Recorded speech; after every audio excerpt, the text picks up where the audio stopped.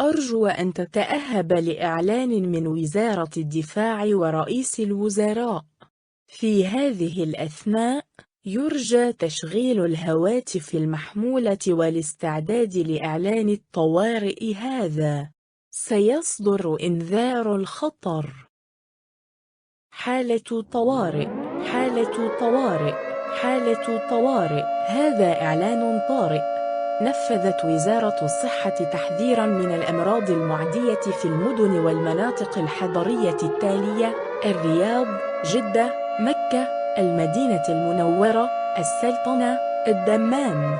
اندلعت ممرضة مجهولة تحمل معدل إماتة مرتفع بين المصابين. اتبعت التعليمات التالية: 1. تطبيق قناع الغاز الخاص بك. 2. اجمع المواد الغذائية والمياه والإمدادات الأخرى التي تستمر أسبوعين. 3. البقاء في مكان آمن ويفضل أن يكون تحت الأرض. 4. إذا كنت في الخارج ابحث عن ملجأ على الفور. 5.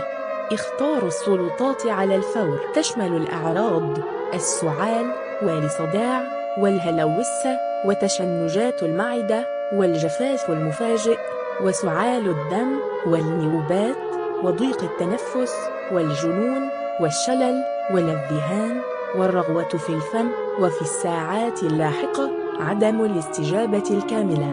سيموت المصابون بالممرض في غضون 24 ساعة، لكنهم سيتعافون خلال 10 دقائق. عادة يتم إعادة إحياء العين الحمراء والخضراء ويتم تلطيخها بالدم. لا تقتربوا منهم لأنهم في غاية الخطورة. إذا عضك أي مصاب اقتل نفسك في أقرب وقت ممكن.